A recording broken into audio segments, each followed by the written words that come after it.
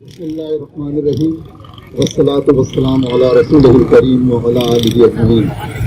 میں اپنے تمام صحافی برادریوں کو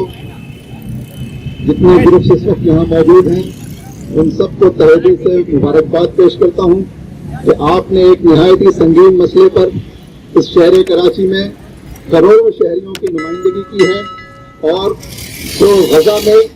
جس طرح سے میڈیا کی بلڈنگ کو گرایا گیا ہے،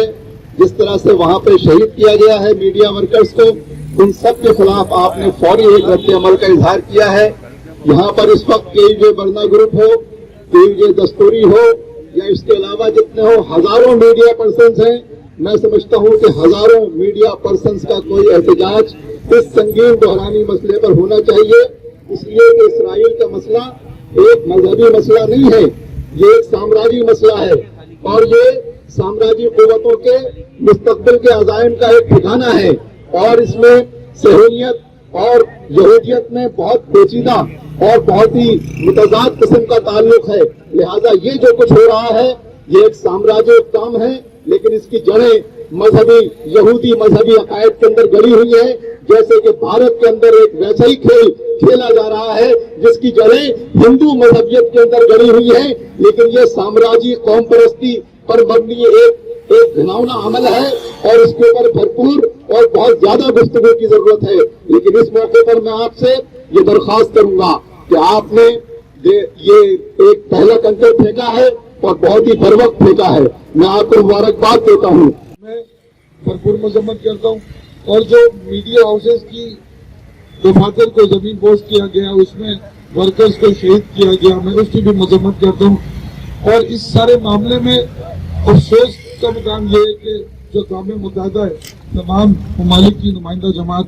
وہ جس قدر خاموش ہے، تو پوری دنیا میں جو لوگ آج فلسطین کے لیے نکلے ہوئے، ہمیں بھی اسی طرح فلسطین کے لیے سڑکوں پہ نکلنا ہوگا، پوری دنیا کو بتانا ہوگا کہ ہم ان مسلمانوں کے ساتھ ہیں جن کے ساتھ ماہ رمضان میں عید کے دن جنہیں شہید کیا گیا۔ پورے پاکستان فلسطینیوں کے ساتھ ہے، حکمران جماعت ہماری وزیر اعظم بھی اسلامی ممالک کے سربراہان سے رابطے میں ہیں، اور مجھے پوری امید ہے کہ بہت سارے نہیں لیکن 3-4 اسلامی ممالک ضرور کھڑے ہو کے اس فلسطین کے لیے بولڈ اسٹیپ لیں گے۔ شکریہ۔ فلسطین پہ جس طریقے سے اسرائیلی حملے ہو رہے ہیں اور جو تشدد کا ایک عمل نہ رکنے والا جاری ہے، اس کی نہ صرف ہم سب مذمت کرتے ہیں، بلکہ جس طریقے سے سچ کی آواز کو دبانے کی کوشش کی گئی، جو جنگی جرائم کا مرتکب ہو رہا ہے اسرائیل، اس کو میں پوری دنیا کے تمام صحافی تنظیموں سے اپیل کروں گا کہ وہ میدان میں آئے اور اپنا احتجاج ریکارڈ کرائیں، اپنی حکومتوں کو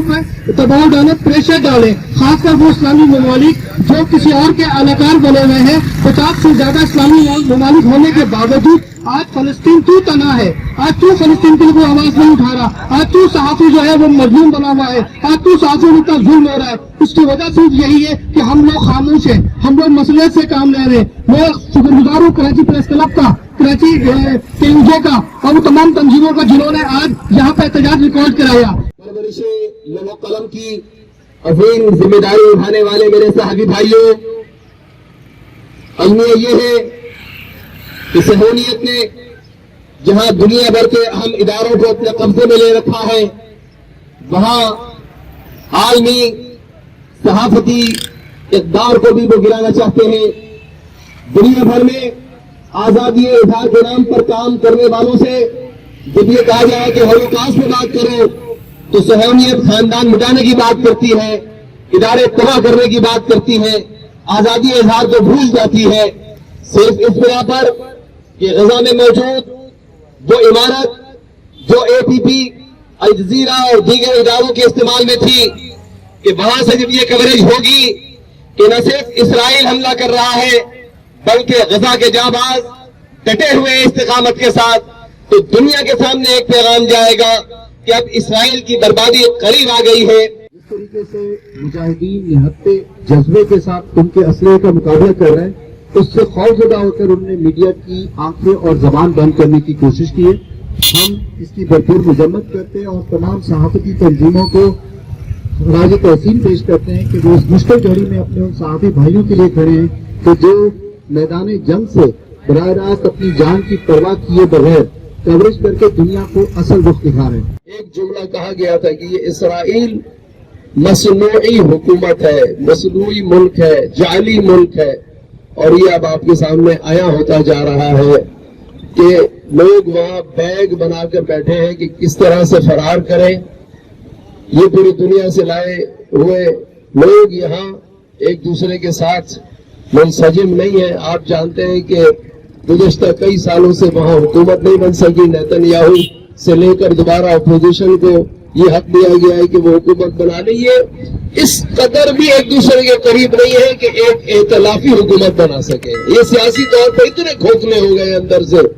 ये फकत असलहे की बुनियाद पर जंग कर सकते हैं, अब ये भी नहीं कर सकते। अब असलहा भी जो है वो बदल गया है, लड़ाई के तरीके भी बदल गए हैं, और अब जो है मिसाइल का दौर है, वो जमाना चला गया।